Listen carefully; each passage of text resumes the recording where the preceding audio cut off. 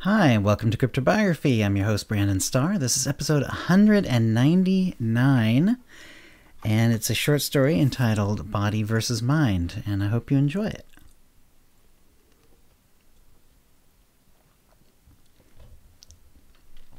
John Pelton wasn't the sort of guy to bother with things like spirits, ghosts, or anything like that.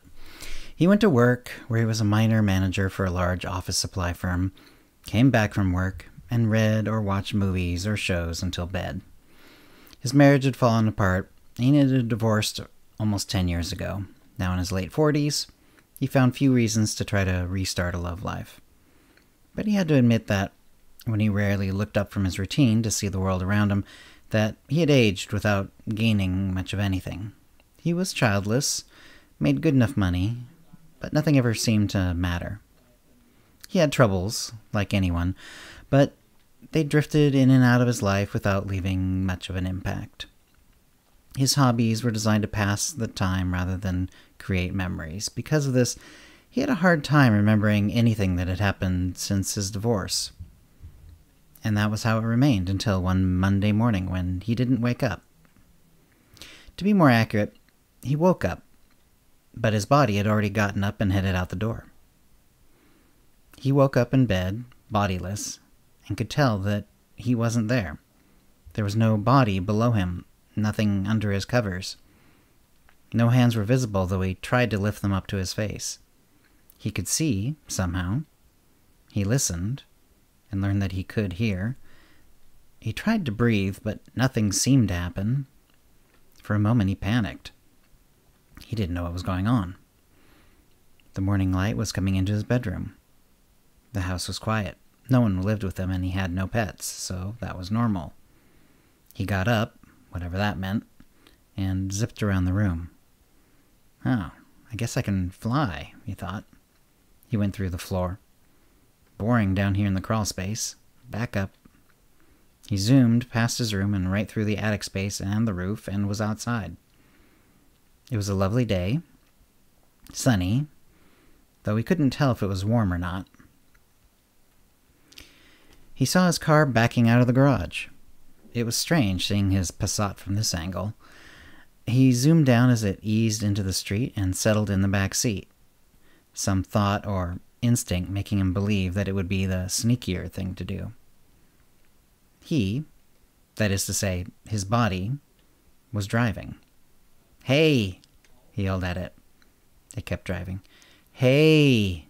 he yelled even louder. His body sighed. "Are you going to yell like that all the way to work?" it asked. John was taken aback. "You can hear me?" "Yes, I can hear you. You're my mind, after all." "Can anyone else hear me?" "How should I know?" "I'm thinking no, though. I'm coming back in." He flew into his body, or rather, through it. But he couldn't make it stick. His body remained his body, his mind, separate. "Yeah, I don't think so," his body said. It almost drawled it. "Why can't I get back in? Take over?" he asked. "I'm not letting you." "What? Why not?" "For the same reason I took off in the first place." "Which is?" "You don't deserve me." "I don't deserve you. You're my body." "Yeah, it's that attitude that brought us to this moment," his body said. It was driving. "Are you safe driving without me?" he asked. "Oh, yeah. I've been doing most of the driving for years." "You don't say." "I do say." "And why don't you go off and enjoy flitting around? Go see the world. I'll do my thing just fine without you." "Won't you have to make decisions at work? Won't that require a mind? Require me?" "You flatter yourself. If I really have to make a decision, I'll flip a coin. Wouldn't be much worse than your way, believe me." "And what if I go off and see the world, as you suggest, and it kills us?" "Personally, I'm willing to take that chance. I've been bored for ages." "So you kidnap me? Or kidnap yourself, whatever?" "Hey, my other option, as I saw it, was an early heart attack." "What?" "Oh, sure, you get no exercise, you're out of shape. Really, they'd just say at the autopsy, this guy had it coming." "That's awful." Yeah, well, it would be nice if you wouldn't ignore me all the time. Now I get to ignore you and see how you like it. Oh, no, you don't. But his body seemed to have flipped a switch and was ignoring him completely. He floated right in front of his eyes, but he wasn't seen. He yelled in his own ear, but his body didn't even flinch. Well, shit, John said aloud to no one. He watched in glum dismay as his body drove to work, got out of the car, and went into the building. The office supply company was huge. He had to put a badge up to a scanner to take the elevator. 9 stories up, though this was only partway up the building, his body got out and he followed. He watched as his body went through the motions of work. But my body will have trouble when it comes to interacting with other people, he thought with satisfaction. But at 9:07, one of his team members came in and asked for a day off a week from Friday. His body nodded and said, "Sure," and marked it down. Damn, he thought. Maybe my body will get through this after all. But wait, he thought, I have a meeting today. Hell, I have meetings most days, though just the one today, and my body won't be able to get through that without me. He waited, not so smugly this time, but with hopeful anticipation for the 11 o'clock meeting. It came, and his body got up and walked down the hall to the meeting room, still without acknowledging him. "Hey, me," he said. "Body," he clarified. His body ignored him. "Look, I agree with you. I've been ignoring you. I'll do more exercise, eat healthier, okay?" His body continued down the hall. He was approaching the meeting room door. He hadn't talked in front of anyone else, but assumed that no one else could hear him. His body entered and said hi to the room, nodding at a few co-workers before sitting down. He took a chance that no one but his body could hear him. "I don't think you can do this part by yourself. Don't make this difficult." He looked around. No one was staring in his direction, so his assumption seemed solid. "Look, I know now that you can take off, but there's no way you can handle everything I do by yourself. If I just leave, you'll fall apart, lose our job, and our life will go straight down the toilet. Neither of us wants that, right?" His body didn't say anything. "Right?" Still nothing.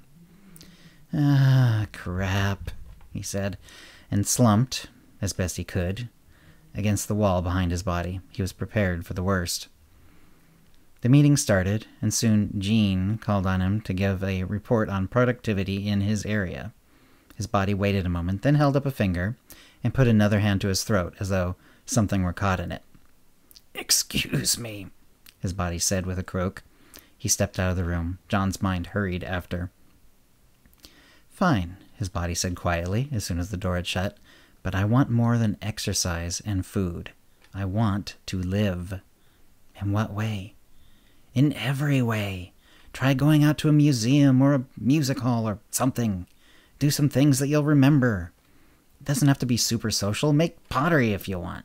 But for crying out loud, stop living as though the best way to get through it... Stop living life as though the best... Okay, I'll restart this sentence. But for crying out loud, stop living life as though the best way to get through it is to ignore it. "Deal," he told his body. "Come on," his body said. His mind jumped in. Instantly, his point of view shifted. He was back behind his eyes again. I'm going to miss flying, he thought. Didn't get a real chance to try it out. Well, maybe I can go ziplining or something. He coughed loudly, then stepped back in the room, made his excuses, and gave his information to the room. But while he found meetings dull at all times, he now found this truly boring. His mind kept moving forward, thinking of what he might do later. And not later in some vague sense. He was making plans, definite plans, for tonight, this weekend, and more. And he found himself, instead of having to pretend polite interest, that he had to hide a smile that kept wanting to cross his face. And that's the story. I hope you enjoyed it. If you have any comments or questions about this episode or previous episodes, CryptoBiography@gmail.com, or hit us up on Facebook or Twitter. And thank you for listening. Words and music, copyright 2021 CryptoBiography LLC, all rights reserved. Characters and events are fictional, fictionalized, or satirical.